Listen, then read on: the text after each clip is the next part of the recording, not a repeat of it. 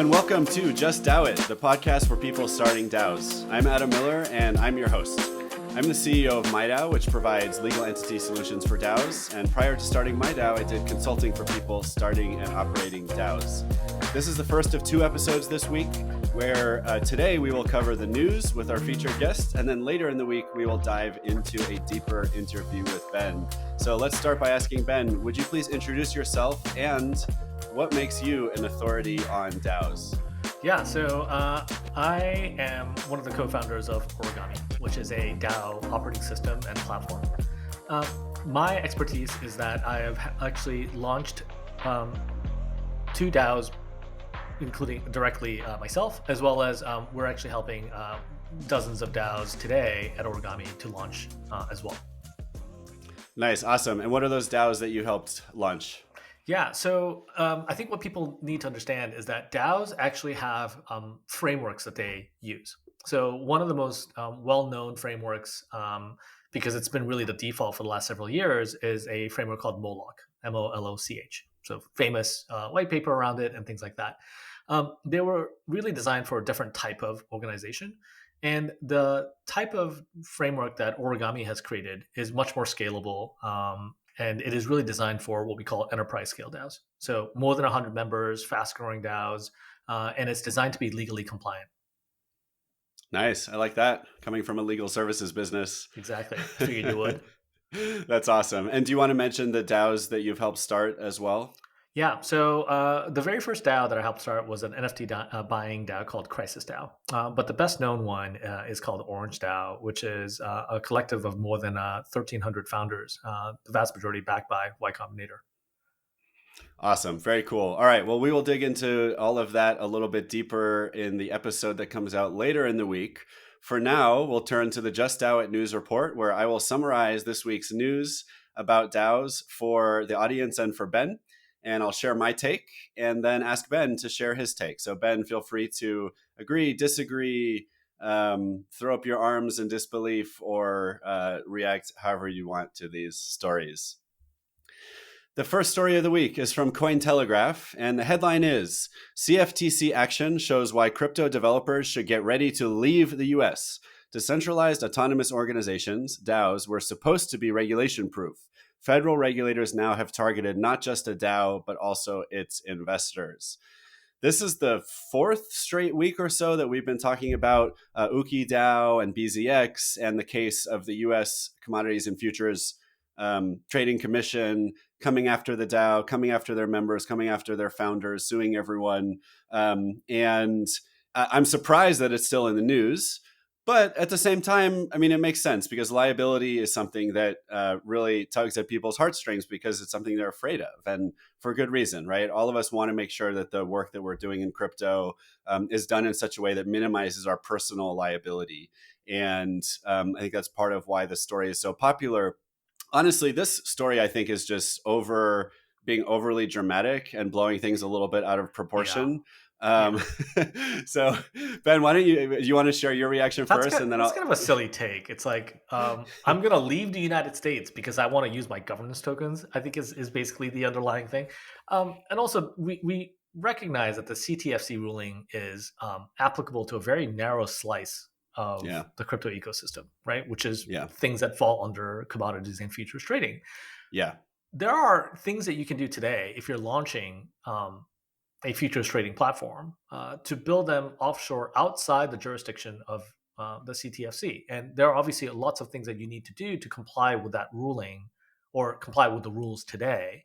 But it is leaving the United States for a lot of us is not really a solution. And also the United States is actually trying to actively promote innovation in crypto. And so, this is where I think CFTC doesn't really understand what crypto is, and they're just putting down the hammer. But I don't think it's going to stand up. Because one of the clear things that is happening is that any economic activity that you do in most modern economies, every single modern economy, heck, every single economy out there, the government offers you a way to shield your liability using corporate entities, whether it's companies or corporations or nonprofits or what have you. So these tools and these legal concepts exist. For a reason. For a good reason. Like it's existed since, hundreds of years ago. So this is nothing new under the sun. The fact that BZX was created onshore creates some legal liability for BZX. Yeah. The other thing that I've talked about the last couple of weeks too is even the CFTC has come out and said this was an especially egregious case where the organization A was clearly not decentralized. I think that was their words, right? The founders were clearly driving things, and the product that they were offering was clearly a security. It was clearly futures and harmed people. So the crypto developers, quote unquote, who should be most concerned are ones who are building financial products. Like if you're building something that is clearly a futures contract or some kind of security, you should go to great lengths to make sure you're following all the relevant rules, using legal entities, maybe building your business offshore. But for the majority of crypto developers, they're working on projects that have nothing to do with building a security, right? Exactly. And that And does not so, fall under the jurisdiction of the CTFC. yeah, And so this right. ruling is kind of moot for those people. Exactly, and I think that's most people. And plus, the other thing is that we don't see someone getting sued. Like people get sued all the time, and when people Yeah, get sued, we don't say, "Oh, well, someone got sued for this. I better leave the country." You that say, sounds worse than sticking around being, hey, actually, I'm innocent, and or you're overstepping your bounds. right, good point. People are going to fight back, and people are fighting back Yes. against regulators Even the too. CFTC is clearly fighting back against their own decision by saying, "Hey, this is egregious." But Yeah, then, if the CTFC is saying, it's really truly centralized, and then why are they going after token holders? yeah. They're Well, not that's a like good point. again. They're not actually. I feel like this is like press release defense, not an actual response to what they were doing. Yeah, it's a good point. Right. They're trying to have it both ways. They're saying on Yes. one hand, we're going to come after the whole DAO, but on the other hand, this was especially centralized. So it does seem like Except we're going that's, to go after the people who had nothing to yeah. do with the actual centralization. At this rate, we may be seeing this news story continue to be discussed over the next few weeks. We'll see. But in the meantime, I will move to the second story of the day, which is from Forbes. And the headline is DAO that helps women achieve financial freedom accused of grifting. Blue 3 DAO, or well, it's spelled BLU3. I think it said Blue DAO, whose mission is to empower women and help them achieve financial freedom, is being accused of financial mismanagement. This came from a tweet from Cami GM. Her handle is Cami in this thing. That's crypto for you. Yeah. And Cami in this thing says, most of the members of Blue DAO are great people working towards a good cause. Despite this, there have been things around their finances I have personally found questionable. I've refrained from calling them out, and it's something that has bothered me for a long time. But then the tweet goes on to talk about some of the financial mismanagement issues. And this is another situation where I already kind of feel for Blue DAO. I don't have all the details, right? I didn't even read the whole tweet thread. I'm It's a sure. lot. Yes, right. It's a It's lot. a lot of DAOs are dealing with this kind of thing, right? Because DAOs are new, and we're still figuring out how to run organizations in a much more decentralized way. And oftentimes that means there's these like complex social structures, political environments. There's this desire to be open, but also a desire to make sure the DAO is only doing the right things. And I mean, how can you have both of those things together, right? If you want to be entirely open, then if someone goes and does something crazy with the money, it's like, well, we said we were going to be totally open. Maybe they were doing what they thought was right. Versus, a traditional company would say, well, we're going to make sure that money only gets spent when it's like completely in line with our policies. So I feel for them because like this is a challenging situation for any DAO, but it'll be interesting to hear as the details come out. What do you think, Ben? Yeah. So this is where, if you're running a business, any kind of prior business experience is really helpful in understanding the line between personal resources or personal compensation versus corporate compensation. And so any experienced business person will go, okay, there's a really clear line between those two sides. And so there are things that are legitimate business expenses, and there are ways of getting funding or financing from the company that you've created as if it was a third party. And so you have to like treat this as a thing that is not a thing that you own. You may have, if it's a startup, you may own equity in it, but that doesn't make it your company that you can do whatever you want with, right?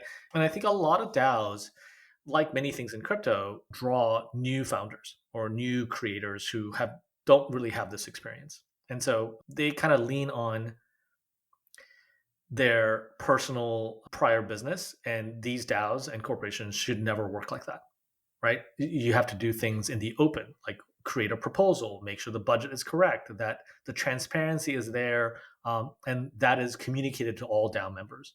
And so I generally like to structure DAOs with, initially at least, experienced people in important positions in the core dev team or core team, so that they can instill these kind of values and processes. Yeah, it makes sense. And I'm thinking about even some of the DAOs that I'm part of. Another thing I want to bring up is that a lot of people in the DAO space are finding it hard to get compensated for their time. Right? There's not all the DAOs are necessarily well funded. Even the ones that are, it's hard to make sure that people get compensated consistently and fairly in U.S. dollars for the work that they did, because a lot of things have to go through proposals in most DAOs, and you're kind of subject to the whims of the community and voting, and maybe for other reasons too. But I do think that puts people in a position where they really want their DAO to succeed. They want to be able to work full time on the DAO, so they're going to look for a way that they can actually make money off of it. And you've kind of put someone in that position where they've got to at least think creatively about, how do I get paid? And when you start doing that, So it seems to me like there's actually a clear, there was funding involved here. So this wasn't like, hey, we don't have any money, let's go figure out how to raise some. It's almost like they were working, and now that funding was available, they wanted to be retroactively compensated for the fact that they've helped start the DAO. Yeah. And you that's really difficult to do, right? Because the above board transaction would have been, hey, I'm going to start this and I'm going to expect a salary of X. And before I get paid, like maybe this is a thing that the DAO can actually provide once we get funding above a certain amount of dollars. Now, that's difficult because no one wants to pay for past debts. Like investors don't want to do it. Like they want their investment to go towards future activity, not past. And so those agreements, even if they're done in the open, may still make it challenging for them to raise money from professional investors. But at least that's in the open, right? It's like, hey, I expect to be paid 100K to work full time on this for a year. It's okay if you don't have the cash now, but I'm expecting compensation when we do have funding. And let's put parameters around that so that it's very clear. It's almost like a smart contract. Yeah. And transparency, which is another thing you get with smart contracts, I think is part of what's so important about that. Is even if you just say, I will be paid the first $100,000 that this DAO makes, and that's in the charter, or it's in the, as long as you put it somewhere that people can reasonably be expected to have seen it, then people know, and they can join the DAO or not join the DAO, knowing that you're going to get paid, which not necessarily anything wrong with that. Yeah, absolutely. There's nothing wrong with getting paid for the work that you're doing. It needs to be just done in a very clear above board manner, and it needs to be available to everybody else for some level of scrutiny. Yep, totally. All right, next story is from CoinDesk, and the headline is, Inside a Social DAO, How an Online Community Becomes a Digital City. As Friends with Benefits DAO continues to scale, how will it incorporate decentralized governance principles and processes into its next phase of growth? The author goes on to say, if I was going to be part of any DAO, I would want it to be Friends with Benefits. Friends with Benefits, I think, is now normally referred to as FWB or FWB DAO. And what I want to call to light about this story is there's this thing that DAOs do that companies never really did before, which is they kind of invert the way they start the project. Rather than starting with, here's some cool stuff we're going to do, now let's go find people to do it. Friends with Benefit and a lot of other DAOs started with community. They started with, okay, who are all the friends, right? Who has the NFT that gets you into this group? Now that we have everyone here, let's talk about what we want to do together. Yeah. And I think it's going to be really interesting to see what comes out of those types of projects, because I think it's novel. I actually think that it is such a great way for new products and new projects to launch by proving that there's demand and support from the public, right? And giving them some upside or some decision-making power in that process. And so if I'm launching a new consumer brand today, there's no way I'm going to do it without a DAO, right? It's like the way Kickstarter, helped a lot of projects with their initial funding by proving that there's demand for the product. And Kickstarter's moved on to like a pre-sale platform, right? It's no longer a like a product development platform, because the long wait and the uncertainty of releasing a product has made people sour on a lot of the Kickstarter projects. But what now DAOs are actually filling that gap. So if I'm going to go out and actually build a brand, and the DAO allows me to support that project without being a direct customer, right? Because it's a higher risk proposition. But now receiving tokens and having some control and say in it allows me to actually have confidence that like it'll respect the wishes of the community. Yep. Yep. It's true. And I wonder, the other, so a lot of people call Friends with Benefits, FWB, and other DAOs like this social DAOs. They're kind of like social clubs that some of which go on to actually build products, but not all. I wonder if there was a whole economy of social clubs that maybe I was never really into that actually has been around for a long time. Like groups of people that pay. I mean, actually, there's a place in town. I think it's called Elks Lodge. I always thought it was like for veterans or something. Yeah. Someone recently told me it's just a membership only, like hangout space and restaurant and bar. And I wonder, do those ever turn into like a software project or something? Or I mean, is you that can just imagine. Let's call a local cigar club. I don't smoke cigars, but I'm going to pretend that I'm a cigar aficionado here for the sake of the internet. Um, if I'm going to launch a membership based organization and I'm buying into this membership, I kind of want that to be transferable, and liquid, right? So it's possible that like, you want to combine both, that like you can't just like sell the membership to anyone you want. The membership has to be like voted on by the members or something like that. But that's a perfect use case of what a DAO can do, yeah. right? And it's a great use case for a token that is Exactly. not necessarily like a major financial, it's not a new type of money. Yeah. It's just that you need a way It's to just a membership. represent your membership in the club. That's right. Yeah. You have some partial governance stake in any membership organization. It's one thing to say, like, we can take a vote, off chain, but as more and more people adopt and understand crypto and blockchain, I think they'll see the benefit of actually having on chain records of proper good governance. Yeah, yeah. And I think that's a good example of why we need a new regulatory framework for these tokens that in some ways are similar to securities, but should not be regulated the same way other securities are, right? Because again, think about the Elks Club down the road. If instead of people just paying, I don't know, $2,000 a year or whatever to be members, you bought a membership for $10,000 and that, or however much the market rate is today, but then in 15 years, when you have helped make the Elks Lodge 10 times cooler and more popular than it ever was before by contributing to the community, now maybe that membership in the Elks Lodge is worth $100,000. Why shouldn't you be able to sell your membership token for $100,000 and make that profit? But out of the gate, if the SEC, and they're not, but if they came in No. and started saying, Yeah. "Hey, A every membership is situation totally like different. this," Yes. yeah, And right, that's a complete overreach, right? yeah, Like, right, it would be. I mean, especially because it's a purely social activity. if I mean, I I guess bought that's if I bought yeah. a cigar, a box of cigars, a rare box of cigars, and I represented that ownership as an NFT on the chain, and then I went to go resell it, Hmm, right? That is not a security, hmm, and a membership is like that, hmm. right? Good point. Like Yeah, it's not a physical asset. It's not as easy to grok as like a box of cigars, but this is a case of where uh, the software makes all the difference, and we're gonna find out very quickly just where the limits of um, preventing people from making money from their assets are.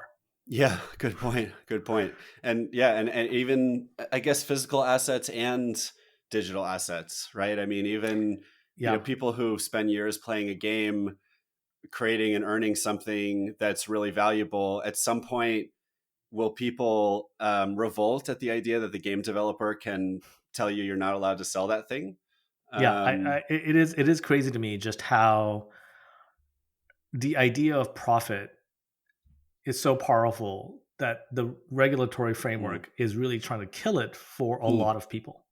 yeah, Unless you're an accredited investor, unless you're already rich, we're not going to trust you to actually try to make money. Now, I'm just yeah, there's a great reason why the SEC exists, which is to prevent the some people from taking advantage of the public and the lack of time and information asymmetry that we have.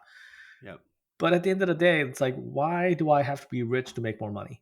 Yeah, yeah. And I want to give the regulators a little bit of credit because so far they're not coming after everyone, right? They're not coming after, they've gone after no DAOs to my knowledge, except for the original DAO in 2016, just for having a governance token that's risen in value, right? I don't think they've gone after any. And whenever, even when the SEC goes after people, they're saying, look, this was a case where there was information asymmetry, right? There was clearly a centralized group that took advantage of other people, basically defrauded them out of their money.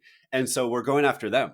Yeah. Right. And I think it's great for the regulator to do that. I think still to your point, unfortunately, we lack clarity. And in some cases, I think if you could easily argue why the current regulation would apply to governance tokens. And so it'd be nice if they would change the regulation or come up with a new regulation, or at least just even tell us Give us what they plan clarity. on doing. Yeah. But so far it hasn't been too bad. So I hope it stays that way. And to your point, I think the U.S. government has always generally been pro-profit, right? Although to your point, who are the people that are really letting profit? Maybe that's the issue. Yeah. And I would also take another stance on this, which is the problem facing DAOs is not the government. It is not the regulation of tokens. We have, like you said, we have some history of knowing what the SEC cares about and they don't. I wish it was clearer.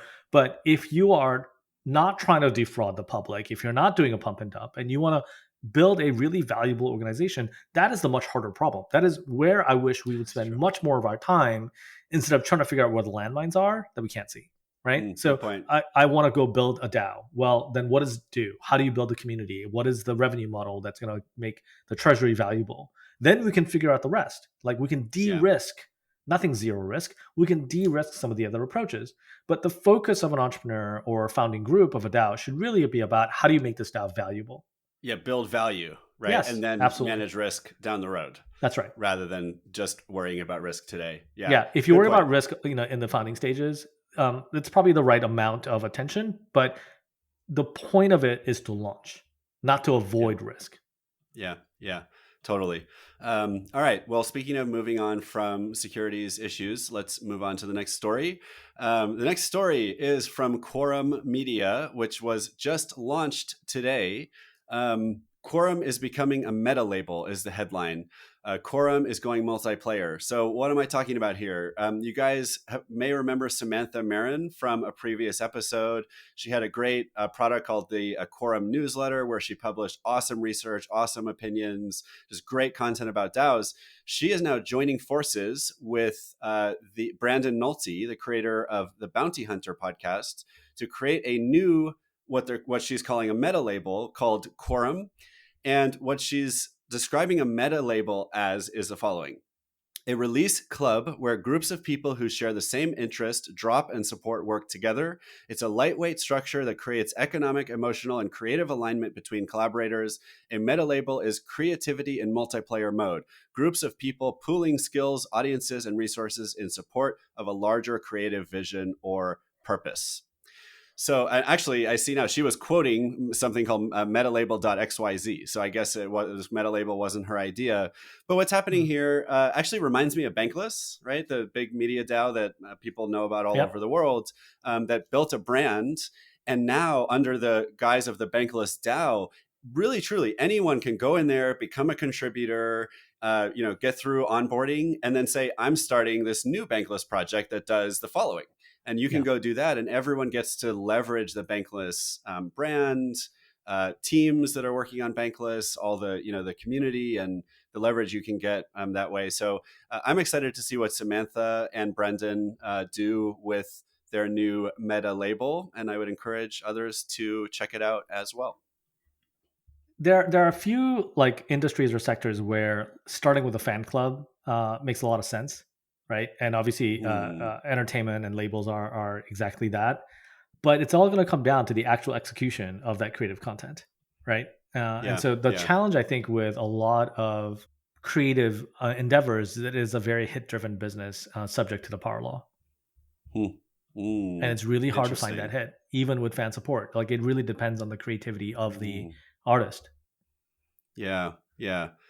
Yeah, that's interesting. And I mean, the other thing I'm thinking about is like Samantha knows Brendan and knows that he has a great podcast. Brendan knows Samantha and knows that she's an amazing writer. So, like, of course, it makes sense for the two of them to come together to make both the podcast and the writing better. But how do you go from there and go from two people to, I guess, an open DAO like organization Yeah. where you can keep bringing more people on? Yeah. Because I guess aside from following the power law, I think great content just requires great talent. And I Yep. think people, it's not that you can't learn it, but you kind of either have it or you don't at any given moment. And you'll have to make sure that all the new talent shares that skill.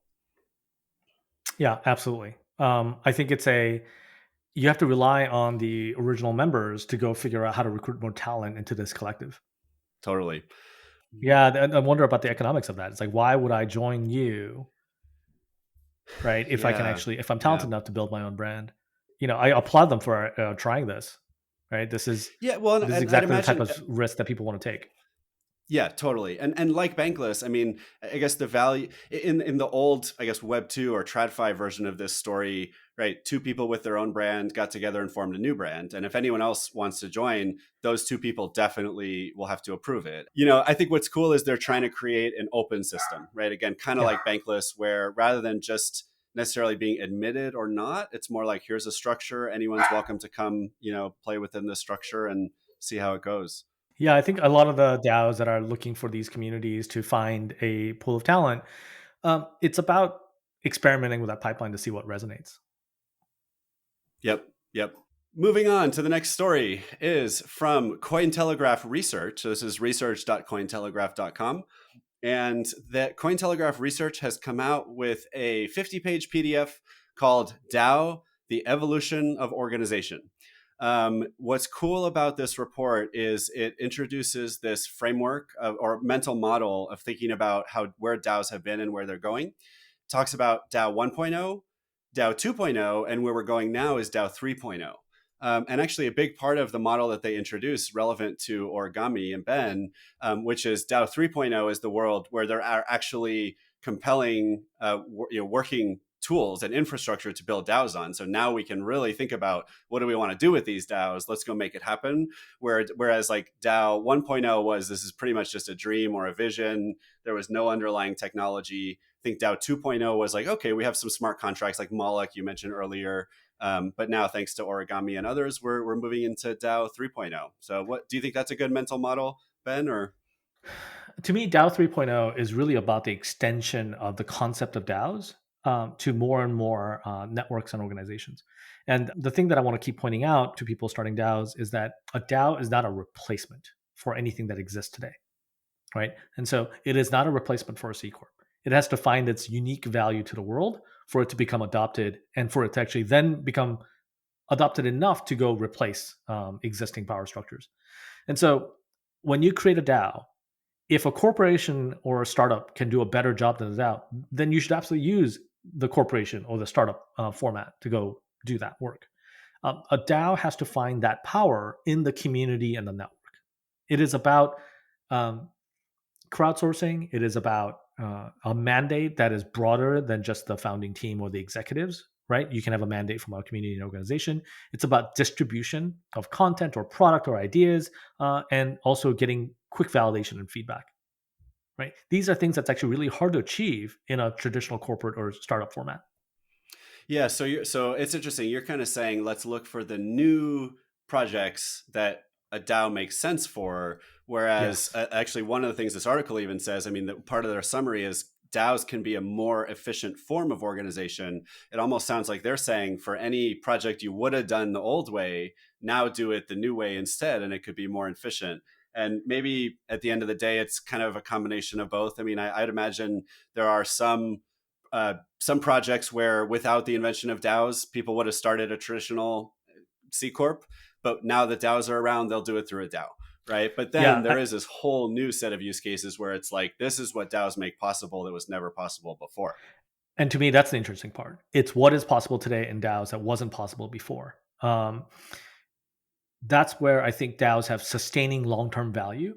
Whereas if you're going up against a C corp, you are going up against hundreds of years of legal precedent, how we understand conceptually in society, how they work. Most people understand equity structures and things like that, whereas they don't necessarily know the nuanced difference in a tokenized structure. And so corporations have this built-in advantage of just being around for hundreds of years and being just part of society.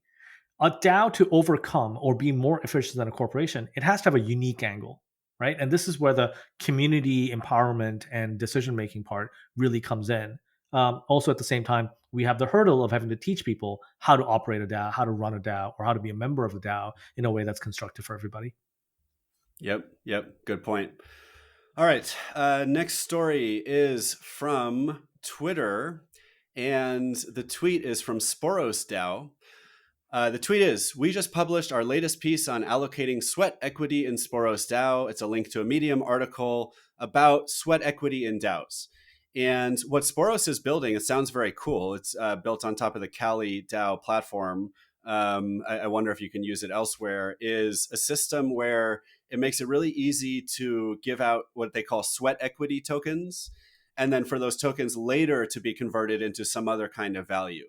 So it kind of reminds me of what Coordinape did with like crowdsourcing compensation, where you give everyone 100 give tokens, and then they decide where they want to give their give tokens to. So I could say, well, Ben, I think you did like the best job of anyone here. I'm giving you 80 tokens, and then I'm going to give Allison 20 tokens because she did a great job too. And I don't really think anyone else deserves compensation. So everyone gets to give their give tokens however they want. And then at the end, you say, okay, well, we're actually going to give either $10,000 or 100,000 bank tokens or whatever it is, proportionally to how those give tokens were handed out. That's my feeling, is that's kind of similar to what Sporos is doing here, is they're saying, let's just make it easy for people to give out a token that doesn't, they don't have to have their own token yet. They don't need to have figured out all their tokenomics, but we want something to keep track of how much sweat equity is going into this project. So that does sound pretty cool to me. Yeah, I think this is the kind of interesting stuff that the blockchain will enable, because as it becomes easier to distribute tokens, to create them in a way that's that's safe and reliable, we can find ways to use tokens as a placeholder for exchange of future value. Right? That's exactly what a token does. It represents a value that exists somewhere else in most cases. It'll be interesting to see if the tools of today and the culture of DAOs makes this an efficient translation, or whether this is really going to be more overhead.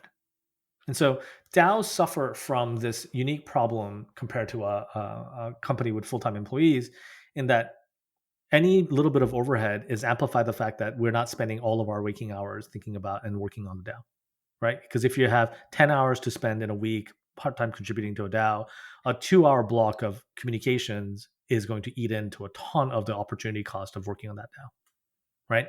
And so there's this trade-off between, hey, we can keep tokenizing more of our work in exchange for something in the future, but if that tokenization is going to lead to more overhead, it is no better than just a single token that you will get at some point.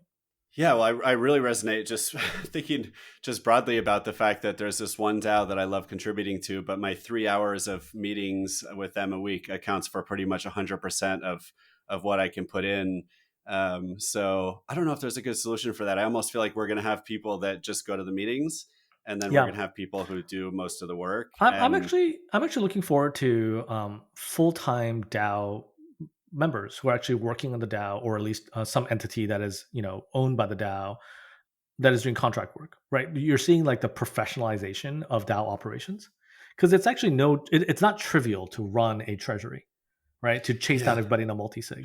Yeah. Right. Which does exist, but it's rare today, right? I mean, most DAOs that I see do not have full-time contributors. Maybe a founder that's putting in the sweat equity because they believe in the future value, but for the most part, it's part-time contributors. Yeah, and I think this agree. is where you can use the membership model to actually create opportunities for people to become full-time, right? And actually give them the opportunity to actually build processes that make life easier for everybody involved. Yep. Awesome. Well, that does it for the Just DAO It News Report. Thank you, Ben, for being a part of that. Again, please tune in later in the week, where you'll get to hear the interview I do with Ben about his experience with DAOs, common challenges faced, advice for people starting DAOs today. In the meantime, though, Ben, where can people find you on the web and on social? Yeah, so on the web, join Origami, ORIGAMI.com. That's our site. And if you're interested in launching a DAO, please contact us, and we would love to take a look and see if we can be helpful, because we're looking for the most ambitious builders in the world, and to create most value in the networks of tomorrow. Awesome. Thank you, Ben. And you can find me on Twitter at 0xthriller. You can find MyDAO at MyDAODS on Twitter. That's MIDAODS, or MyDAO.org. And are you thinking about starting a DAO? Just DAO it.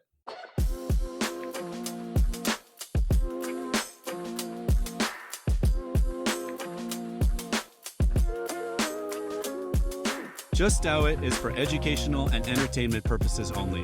Just DAO It does not contain any legal or financial advice.